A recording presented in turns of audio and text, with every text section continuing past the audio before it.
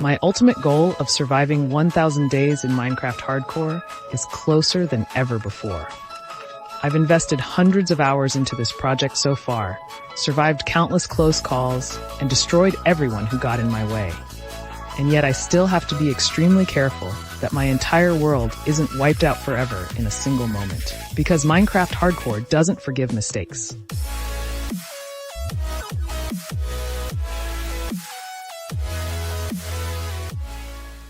Friends of the Sun, here we are again. The 801 days started, and the first thing I did was take care of my new bow since my old one had almost no shelf life left. So I cleaned up a few bows and then combined them in the anvil so that I had the perfect bow again. The only thing missing would be mending, but unfortunately, you can't combine that with infinity. Well, no matter. I took a few milk hammers with me and flew to another ocean monument where there were even 2 rooms with sponges. That was, of course, very nice, and I now had a total of 2 stacks of sponges. I then flew with these to the ocean monument and continued drying out. It was always the same procedure. Make smaller areas, then dry them out with the sponges, and then dry the sponges in the netter. I did that until the night of the 805 day and at least got a little further. Nevertheless, I still have a long way to go. For the next 5 minutes, I stood AFK at the creeper farm, where I farmed 2 stacks of gunpowder and finally crafted enough rockets again. Next, I took the majority of my farmed ores, which was over a shulker box, and built a fat lump of ore. Looks really cool, I have to say. These were all the ores I think I had from the 300 days. Then I dismantled all the fun, which was really satisfying but took a really long time. In the end, it all came to an end. Yes, it's definitely not a small amount. I felt like continuing to build my city again, so I packed all the blocks into a shulker box and briefly terraformed the place where the house would stand. Then I marked the rough outline of the house and started building it straight away. As you can see, it was in the same style again, but I think it will look cool in the end when there are similar houses everywhere.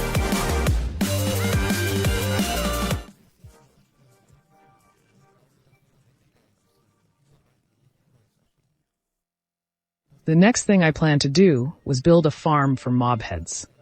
I wanted to collect a lot of them, but when I lost the shulker box where all my mob heads were in, I completely lost sight of the goal.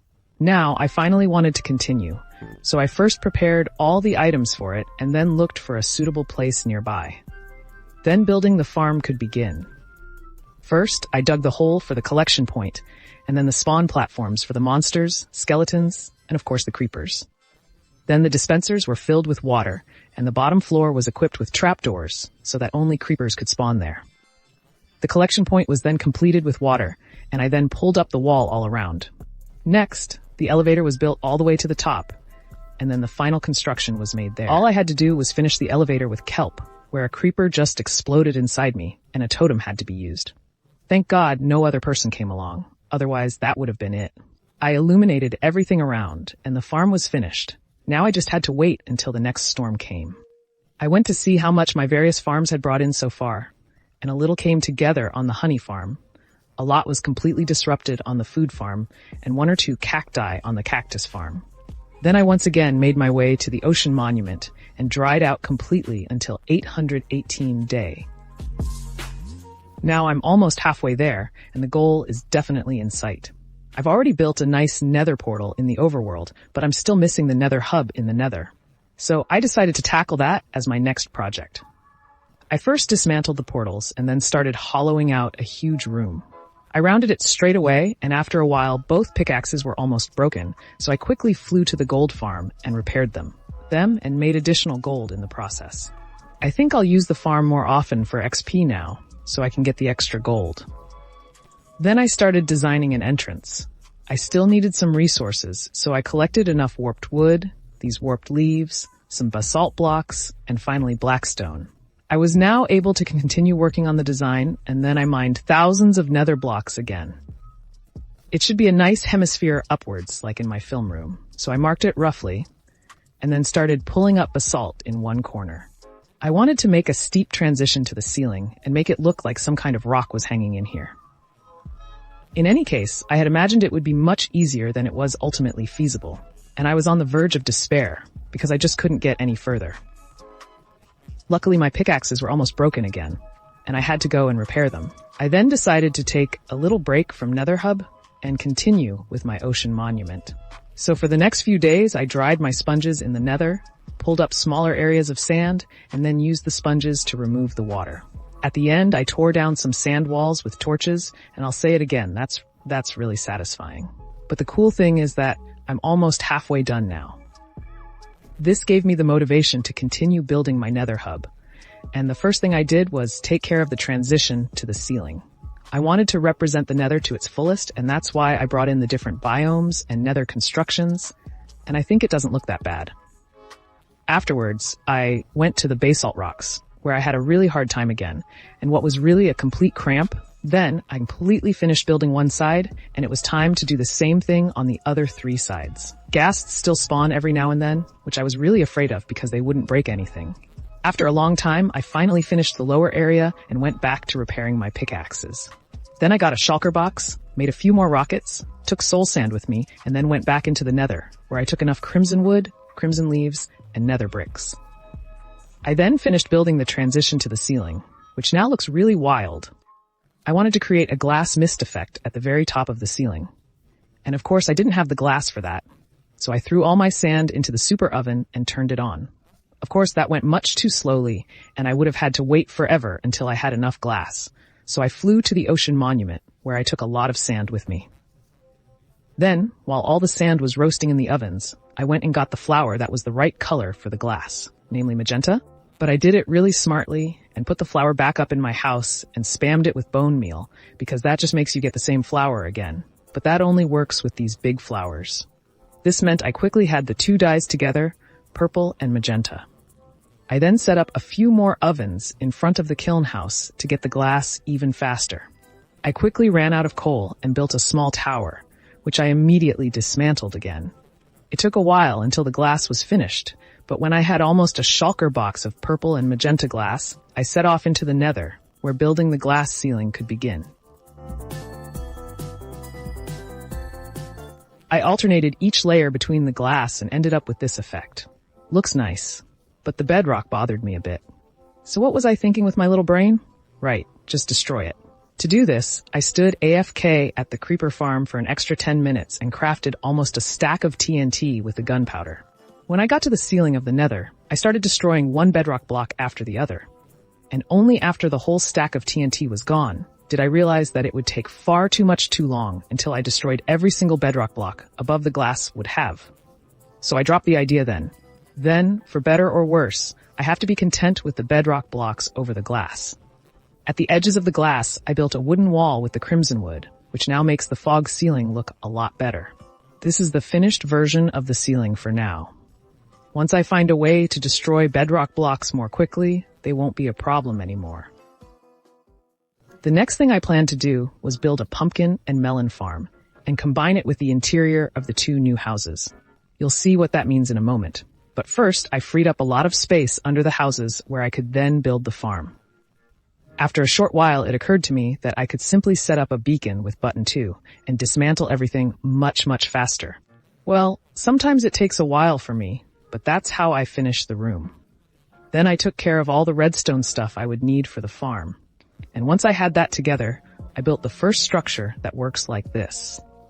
The melon grows. The observer recognizes this and sends a redstone signal to the neighboring pistons, which then destroy the melon. Pretty simple construct that I built what felt like hundreds of times over the next few days. Of course, they also need a water source, which I installed everywhere. And finally, I built a glass wall and light sources in front of it.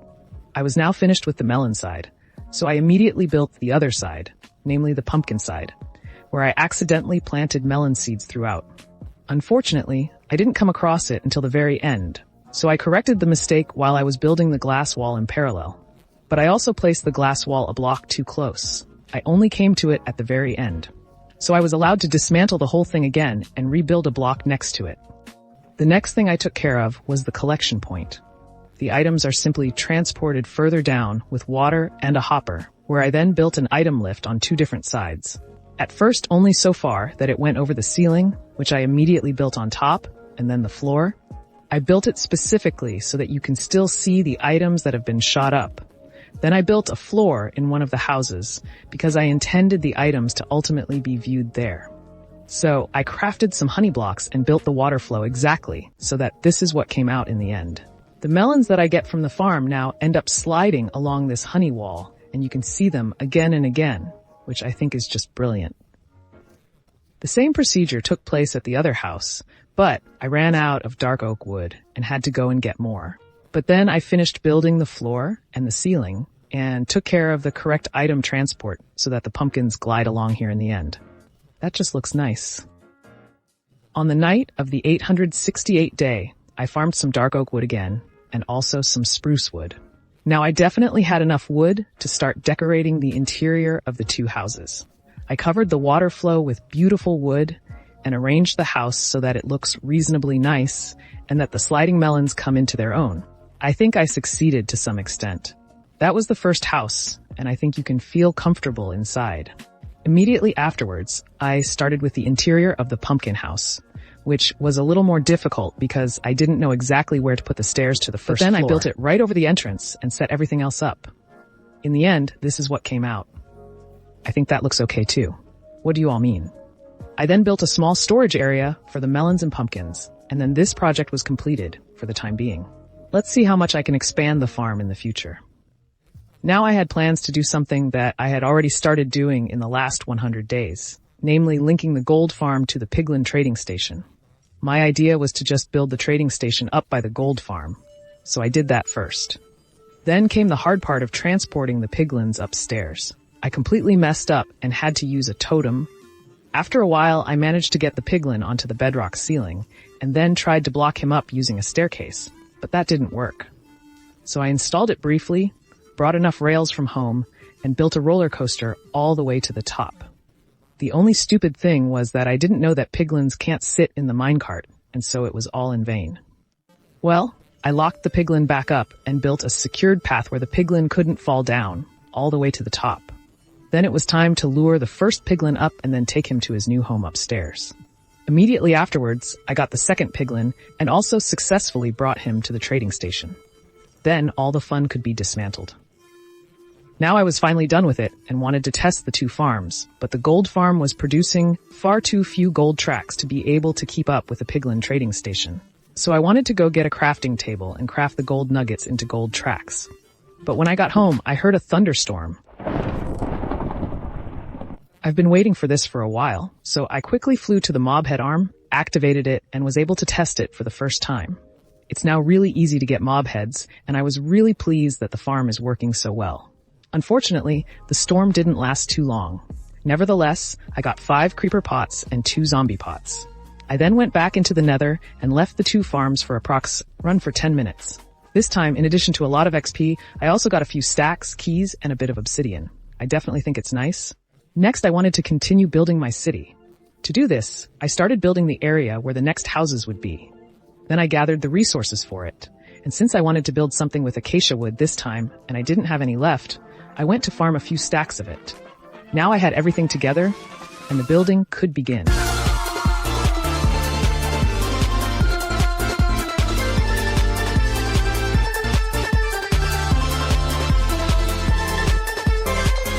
Finally, I took care of the interior and the lighting. The house, or the row of houses, is planned as a separate storage facility for carrots or potatoes, for example, of which I have an absolutely excessive amount. Time to show you the building with shaders.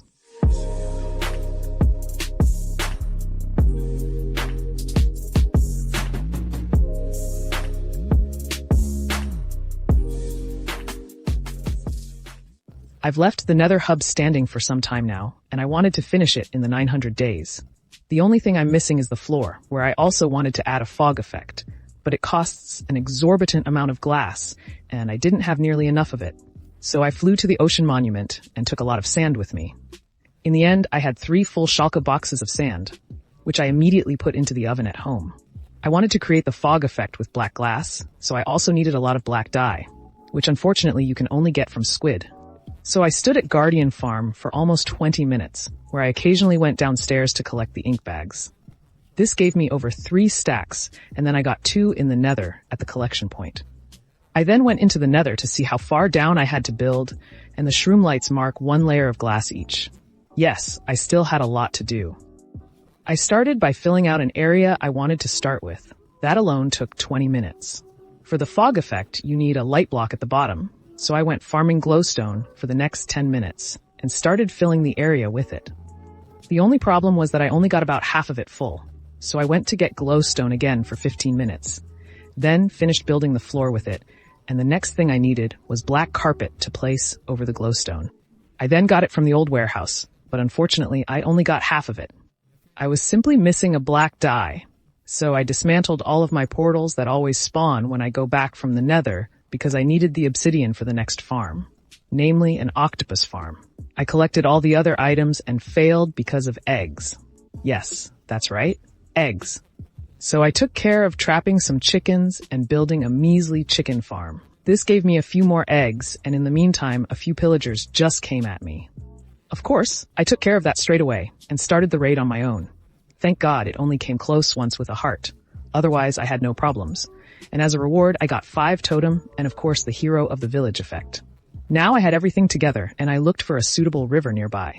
But what happened next was just awesome. I found a skeleton horse and it spawned a few more all at once. Unfortunately, 2 skeletons fought each other and killed 2 horses in the process. Luckily, I was able to defeat the remaining skeleton riders and what was left were 2 awesome skeleton horses. I immediately got home some leashes and a saddle and successfully brought her home. How cool is that? Now I just have 2 skeleton horses. I continued looking for a river, and after a short time, I decided on one that, from a future perspective, might not have been the best. Well, the first thing I started doing was drying out a 925 area.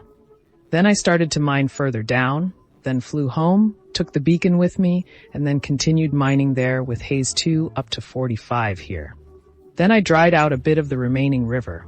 That's when I realized that I hadn't chosen the best spot because ideally squid should only be able to spawn in my farm and nowhere else in a river. Well, I continued to build solace on my farm and built 3 huge portals. Then I filled the gaps with water, where I also had to go to kelp farms in between, built the AFK pot, and then the collecting point in the nether. That's where I needed the eggs because I had to put a chicken in each of 4 boats, and I think that just looks funny. Anyway, I was now done testing the farm a bit, and well, what can I say? It kinda didn't work. So I tried to dry out some of the river, which was unfortunately hopeless because there was no time to do it. I was still a bit AFK and got whole 36 ink bags. Unfortunately, the farm was a disappointment for the time being, but I didn't let it get me down and still wanted to make the most of the rest of the time. The first thing I did with the few ink bags I still had was dye a sheep at the wool arm in black. Then all the sheep in my stable. I sheared them all night long, and with the wool I went into the nether and started building the fog effect. FYI, I had almost 2 full shulker boxes of glass and I didn't even finish the small area. At home, I took some black concrete powder, placed it near the sand farm, and stood on K for about 5 minutes. Only then I realized that it wasn't working the whole time, because I had forgotten to turn on the chunk loader. On the 898th day, I went to get some ink bags, made normal concrete out of black concrete powder, and sheared my sheep in between. Then I made some black glass again and went into the nether with it, where I finished building the small area. Yes, it was good. I didn't have enough glass again.